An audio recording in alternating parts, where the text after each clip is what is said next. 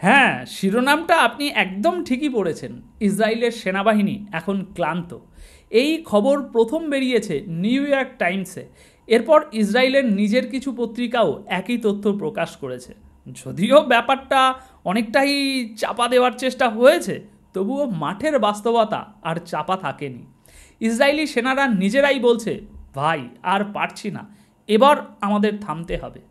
দর্শক, আইডিএফের কমান্ডার হোক কিংবা সিনিয়র অফিসার, গত কয়েক সপ্তাহ ধরেই তারা বারবার একটাই কথা বলছেন, এখন সময় হয়েছে গাজায় যুদ্ধ থামানোর, আমাদের মনোযোগ দেওয়া উচিত অন্য গুরুত্বপূর্ণ বিষয়ে। কিন্তু তবুও প্রধানমন্ত্রী এখনও নিজের ক্ষমতা আঁকড়ে ধরে আছেন, আর সেই কারণেই যুদ্ধটা জোর করে চালিয়ে যাওয়া হচ্ছে।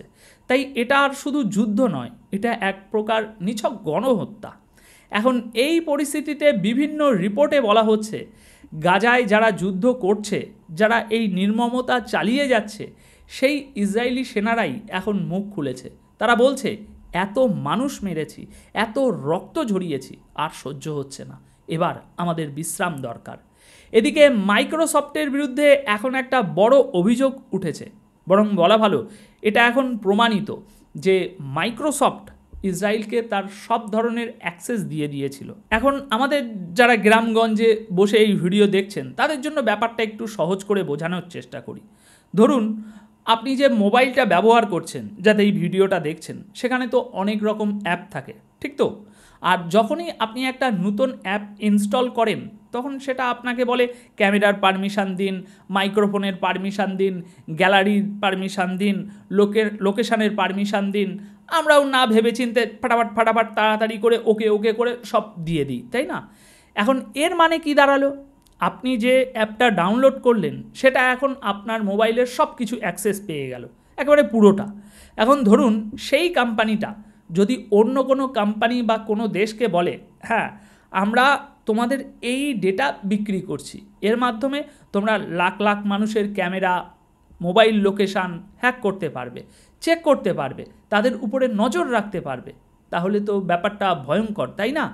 এখন মাইক্রোসফটকে ধরুন, কম্পিউটার থেকে শুরু করে মোবাইল, অনেক রকম অ্যাপ থাকে যেগুলোর নাম মাইক্রোসফট না হলেও আসলে সেগুলো মাইক্রোসফটেরই মালিকানাধীন কোম্পানি।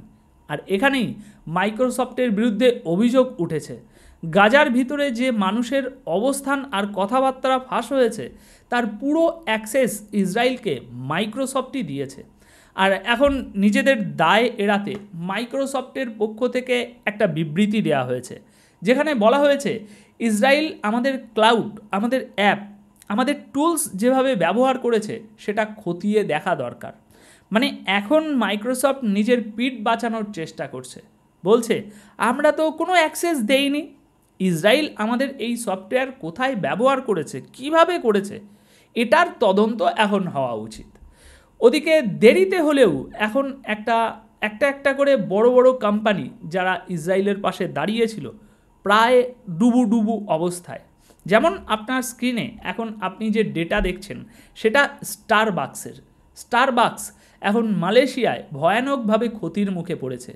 মালয়েশিয়ার ভিতরে স্টারবাকসের 36% আউটলেট বয়কটের শিকার হয়েছে। এই 36% সরাসরি লোকসানে চলছে। এখন আপনার কাছে 36% শুনতে হয়তো খুব একটা বেশি লাগছে না, কিন্তু বিশ্বাস করুন, কোনো কোম্পানির জন্য 36% ক্ষতি খুব বড় একটা ধাক্কা। আর এই একইভাবে ডমিনোজও আন্তর্জাতিক পর্যায়ে একেবারে মুখ থুবড়ে পড়েছে। তাদের যে ভ্যালুয়েশন ছিল, সেটা 20% কমে গেছে। মানে পুরো দুনিয়া জুড়ে ডমিনোজ কখনো এমন বড়সড় ক্ষতির মুখে পড়েছে, এমন নজির ইতিহাসে নেই। এদিকে কখন পরিস্থিতি বদলে যায় বুঝতেই পারা যায় না। আমেরিকাতে যখন বাইডেন প্রেসিডেন্ট ছিলেন, তখন তার সরকারের আমলে আমেরিকার যে এনএসএ ছিল, মানে ন্যাশনাল সিকিউরিটি অ্যাডভাইজার, সে তখন বলেছিল ইসরায়েল কোনো গণহত্যা করছে না। আর বাইডেন সরকারের পক্ষ থেকে তখন ঢালাওভাবে ইসরায়েলকে অস্ত্র দেওয়া হচ্ছিল। কিন্তু এখন সেই একই এনএসএ বলছে, হ্যাঁ, আমি এখন এটা প্রকাশ্যে বলার জন্য প্রস্তুত যে ইসরায়েলকে এখন আর অস্ত্র দেওয়া উচিত নয়। কেন?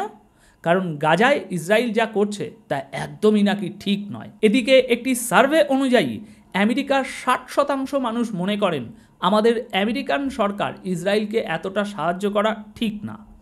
দর্শক, এই মুহূর্তে ইসরায়েলের চোখে সবচেয়ে বেশি খচখচ করছে ফ্রান্স, কারণ ফ্রান্সের প্রেসিডেন্ট ইম্যানুয়েল ম্যাক্রন এখন ভাবছেন ফিলিস্তিনকে স্বীকৃতি দেওয়ার পর ওয়েস্ট ব্যাংকের ভিতরে ফ্রান্সের একটি দূতাবাস খোলা হোক।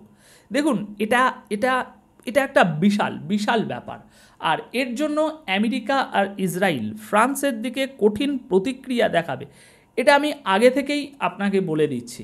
আর শুধু এতটুকুই না, ফ্রান্স আরও ভাবছে ফিলিস্তিনকে স্বীকৃতি দেওয়ার পর ফ্রান্সের ভিতরেও যেন ফিলিস্তিনের একটি দূতাবাস খোলা হয়।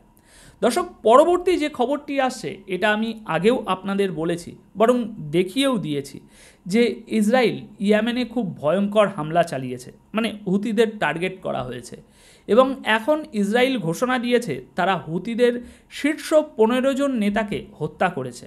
তবে আপাতত এই আপডেটটা যখন আমি আপনাদের দিচ্ছি তখনও হুতিদের পক্ষ থেকে এ নিয়ে কোনো নিশ্চয়তা দেওয়া হয়নি, বরং তাদের তরফ থেকে বলা হয়েছে তাদের সব নেতারা নিরাপদেই আছেন। এখন আগামী দিনে কি হবে বলা যাচ্ছে না, তবে মিডল ইস্টের অবস্থা এই মুহূর্তে গোটা দুনিয়ার মধ্যে সবচেয়ে খারাপ। যে কোনো সময় যে কোনো জায়গায় কিছু না কিছু ঘটে যাচ্ছে, তাই আমি চেষ্টা করব আপনাদের নিয়মিত মিডল ইস্টের খবর, গাজার আপডেট পৌঁছে দেওয়ার। তাই এই রিপোর্টটা অবশ্যই শেয়ার করুন, আর সবচেয়ে গুরুত্বপূর্ণ আমাদের চ্যানেলটা সাবস্ক্রাইব করে রাখুন, যাতে আমাদের এই কথা আরও অনেক দূর পর্যন্ত পৌঁছায়। আপাতত এই পর্যন্তই, দেখা হচ্ছে পরবর্তী প্রতিবেদনে। ধন্যবাদ আপনাদের সকলকে।